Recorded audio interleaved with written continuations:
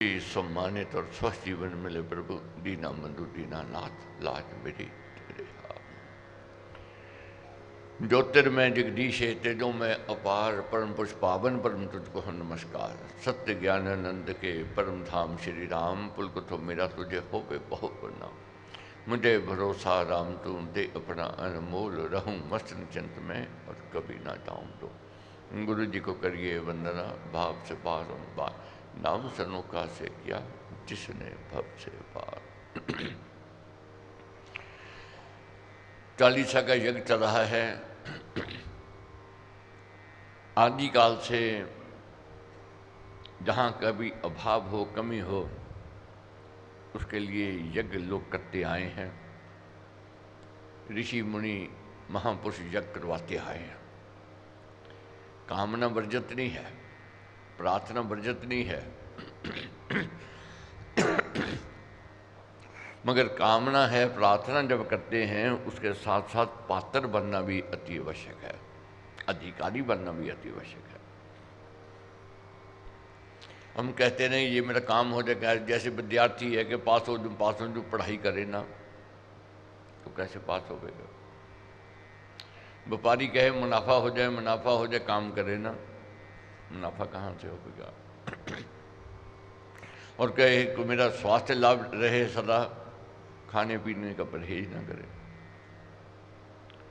इसी प्रकार कुसंग से परहेज ना करे, कहे मैंने अच्छाई कर बढ़ना है, नहीं हो सकता है। जब तक पात्र नहीं बनेंगे, अधिकारी नहीं बनेंगे, उसकी रहमत नहीं प्राप्त कर सकते, उसकी कृपा नहीं प्राप्त कर सकते हैं। यंत्र है जैसे ट्रांसफार्मर है, और रस्सी बांधो कहो हमारे घर में उसकी बिजली करंट आ जाए, नहीं आएगा। उसके लिए धातु की तार चाहिए, बनना पड़ेगा हमें। जब तक बनेंगे नहीं, बन नहीं पाएंगे। अपने आप को तराशना है। चालीसा का यज्ञ है, अपने आप को टटोलना है हमने इन दोनों कि मेरे में क्या विकार है, कौन सी वृत्ति मेरे को विचलित करती है, कहाँ से गिरावट मेरे शुरू होती है। इसका चिंतन खुद करना है। खुद चिंतन करेंगे और खुद उत्तर भी मिलेगा। तो महाराज कहते हैं कि ये मानव तन जो मिला है ये सबसे उत्तम है, श्रेष्ठ है, इसको साधारण मत समझो। और इस तन को पा करके कमाई करनी चाहिए, आगे बढ़त की ओर जाना चाहिए। जो मानव तन प्राप्त करके भी आगे नहीं बढ़ता है तो फिर वह पिछड़ जाता है। तो आज महाराज ने क्या समझाया, इस पर चिंतन करेंगे। खाली समय जो है उसका सदुपयोग करना चाहिए। नित्य के जीवन में कई समय ऐसे आते हैं जब हम कुछ काम नहीं करते होते। जैसे एक जगह से दूसरी जगह जाने के समय, रात को बिस्तर पर पड़े हुए नींद ना आने के समय, किसी की प्रतीक्षा करने के समय इत्यादि। ऐसे समय को आलस्य में यूं ही वृथा नहीं खोना चाहिए। ऐसे समय में भगवान का सिमरन चिंतन कर लेना चाहिए। ये खाली समय जो होता है, अगर इसमें प्रभु का चिंतन है तो व्यक्ति बुराई से बच जाएगा। नहीं तो अंदर विकार जो है, बुरे विचार जो हैं, व्यक्ति को बुराई की ओर ले जाएंगे। खाली समय शैतानता की ओर लेकर जाता है, बुरे कामों में रुचि लेकर के आता है। तो इसलिए खाली समय में उसका सदुपयोग कर लेना चाहिए।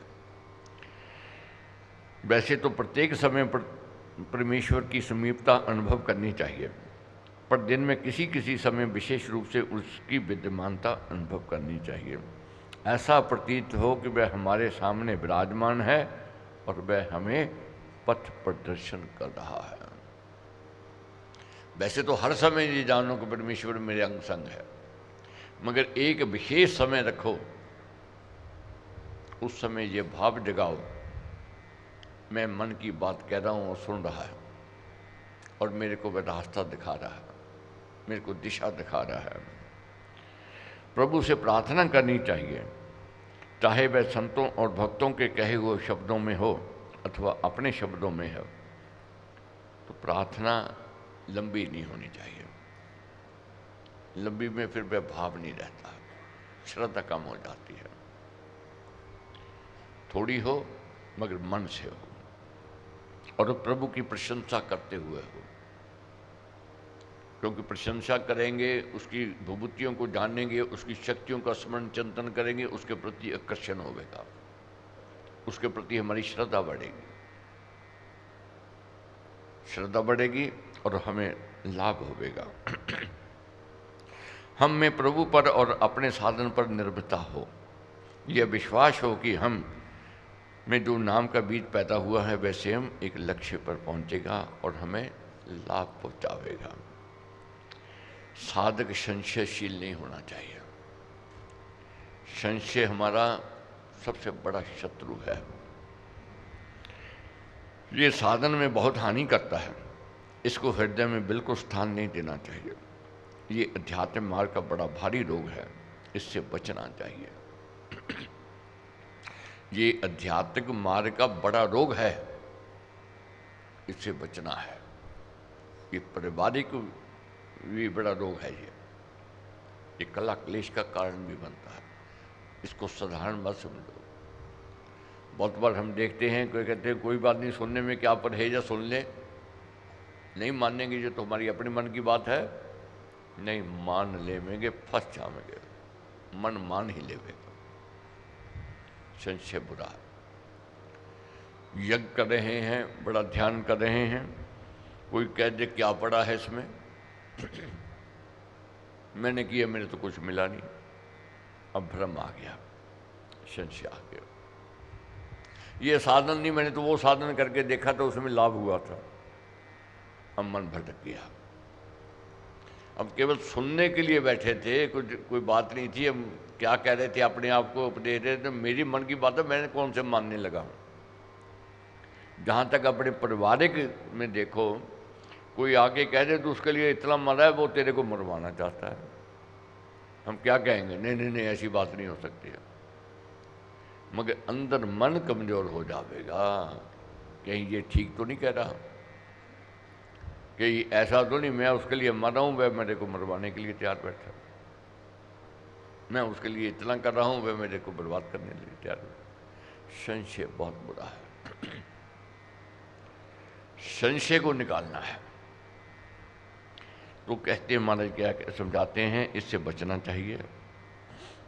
संशय का स्वरूप यह है कि साधन में विश्वास ना होना, दूसरों से कोई और साधन सुनकर या पुस्तकों में और साधनों की प्रशंसा पढ़कर अपने साधन के संबंध में ये विचार होना, पता नहीं ये ठीक है या नहीं ठीक है, या दूसरा ठीक है, इसमें चिंतन करना।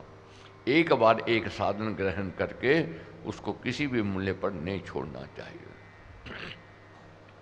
एक बार जो मन में ठान ली, अब जैसे साधारण सी बात है, विद्यार्थी की और देख लो, बहुत विद्यार्थी ऐसे भटकते रह जाते हैं। कोई किसी को कह देता है तू मैथ साइंस ले ले, कोई कह देता है तू मेडिकल ले ले, कोई कहता है तू आर्ट्स ले ले, और जो बच्चा निर्णय नहीं कर लो तक साल एक जगह लगा लिया, साल एक जगह लगा, साल एक जगह लगा, वह भटकता रहता है। मगर जो विद्यार्थी एक बार मन में ठान लेता है मैंने ये करना है, और वह सफल भी हो जाता है।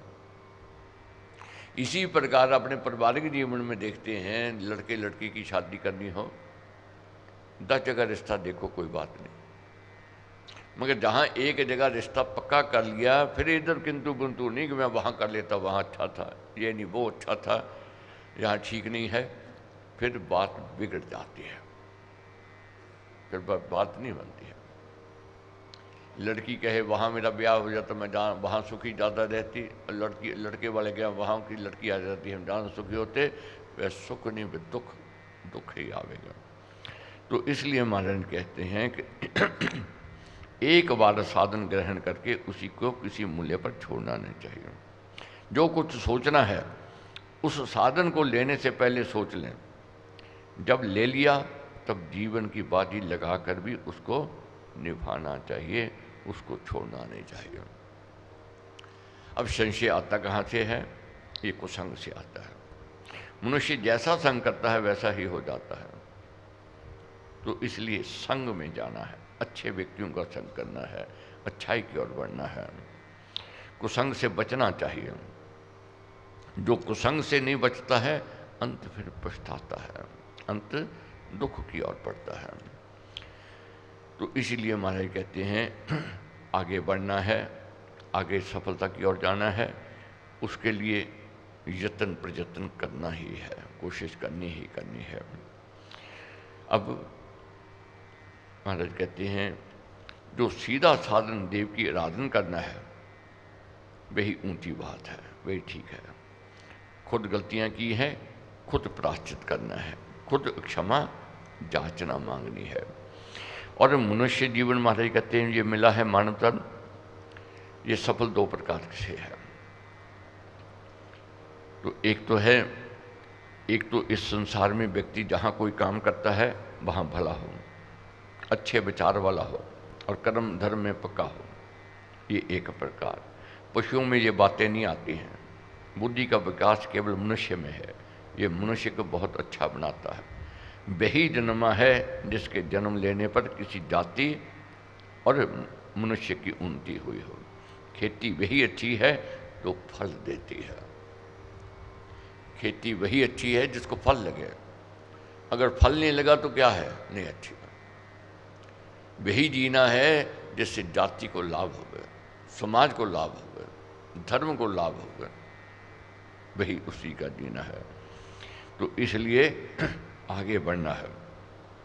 वही आदमी जीता है जो भलाई के लिए, दूसरों के हित के लिए जीता है। मनुष्य जन्म धारण करने से कोई बड़ा लाभ नहीं, पर जीना तो वही अच्छा है जो दूसरों के हित में काम आवे। इस लोक का जीवन भी वही अच्छा है जो भलाई का है और जो नेकी का है। उदाहरण दी महाराज ने, कुछ स्त्रियां तीर्थ पर गई, कुछ तो कहने लगी हम तो बस गंगा स्नान करेंगे, अपने पाप धोवेंगे और यज्ञ हो गया। मगर उनमें से कुछ कहने लगी नहीं, हम तो सेवा की ओर मन लगावेंगे, सेवा करेंगे। तो उन्होंने बात आपस में बात चलती रही, कौन सा उत्तम है। कहने लगे स्नान तो मेढक भी करता है, गंगा जी में है, मछली भी है, वह भी नित्य स्नान करती है, क्या उसमें परिवर्तन आया? क्या बात बनी? बात सेवा में है, जो किसी के काम आवे, किसी के भलाई में आवे, ये सबसे उत्तम बड़ा धर्म माना गया है। तो इस ओर चलना है। लोग यही समझते हैं कि जो ब्रह्म को मानता है वह गृहस्थी कैसे हो सकता है। जितने आपके अवतार हुए हैं वह सब गृहस्थी थे और शस्त्रधारी थे। तो ये बात मैं कह रहा हूँ, महाराज कहते हैं मैं समझ कर सोच करके कह रहा हूँ। अधिकतर हमारे जो देवी देवता हुए हैं गृहस्थी हुए हैं और शस्त्रधारी भी हुए हैं। शस्त्र किस लिए था? रक्षा के लिए, देश की, जाति की, धर्म की, समाज की सेवा के लिए। अपराधी कभी सुखी न सोवे और निरपराधी कभी दुखी न होवे, ये उनकी नीति थी। तो इसलिए महाराज कहते हैं कि अपने अंदर दास का भाव बनाओ। ये समाज में मालिक ने, परमेश्वर ने मेरे को भेजा है, मैं उसका दास हूँ, मैं उसका सेवक हूँ, मेरे को किसी न किसी काम के लिए भेजा है। तो महाराज कहते हैं श्री रामचंद्र जी के पास ऋषियों ने आकर के कहा, आप हमारे नाथ हो, राजा हो, हमारा हनन होता जाता है, राक्षस क्रोध करके हमारे कामों में बाधा डालते हैं, हमारी रक्षा करो। ये शरभंग आश्रम में ये बात हुई थी। रामायण जी का जब अध्ययन करेंगे, पढ़ेंगे, जब वनवासी थे राघव जी, वनों में घूम रहे थे, शरभंग ऋषि जी के आश्रम जब पहुँचे तो सब ऋषि मुनि इकट्ठे होके आ गए, आप हमारे राजा हो, बात बड़ ऊंची कही, प्रशंसा की। मगर राघव जी ने क्या कहा, मैं तो आपका दास हूँ, अब हुक्म करो क्या करना है। मैं वनों में हूँ, मगर मेरा पहला धर्म, मेरा कर्तव्य है जन सेवा, परहित परोपकार में रुचि रखना, धर्म की रुचि रखना, ऋषि मुनियों की रक्षा करना। तो उन्होंने अपना धर्म यही सेवा धर्म को उत्तम माना। तो सेवा कौन कर सकता है? ये मनुष्य ही कर सकता है। आप नाम का आराधन करते हो तो आराधन होता है, इसमें पक्कापन होना चाहिए, सुदृढ़ निश्चय होना चाहिए। संशय आत्मा को दुर्बल बनाता है। देखो, रस्सी को समझो कि ये सांप है तो शरीर कांप जाता है, घबरा जाता है व्यक्ति। संशय बुरा है, अज्ञानता से आता है, मगर ज्ञान का प्रकाश होते ही संशय भागता है। जैसे अंधेरा है, अंधेरे में रस्सी पड़ी है, हम रस्सी को देख करके डर जाएंगे, ये तो सांप है, सर्प है, घबरा जाएंगे, चिल्लाने शुरू कर देंगे। वही किसी ने आकर के चिल्लाहट सुनी और आकर के क्या पूछा, क्या कारण है? हम डर गए, कहा सांप है, सांप है। उसने लाइट जलाई तो क्या देखा, वह सर्प नहीं था, वह तो रस्सी थी। भय उसी समय निकल गया, डर उसी समय निकल जाएगा। क्यों निकल गया? अब जान गए ये सर्प नहीं है, ये रस्सी है। इसी प्रकार जीवन में बहुत अधिकतर हमारे डर अज्ञानता के कारण है, ना समझी के कारण है। इसलिए ज्ञान की ओर बढ़ना है। ज्ञान का प्रकाश होते ही भय भागता है। जैसे अंधेरा कितना हो, प्रकाश आते ही अंधेरा भाग जाता है।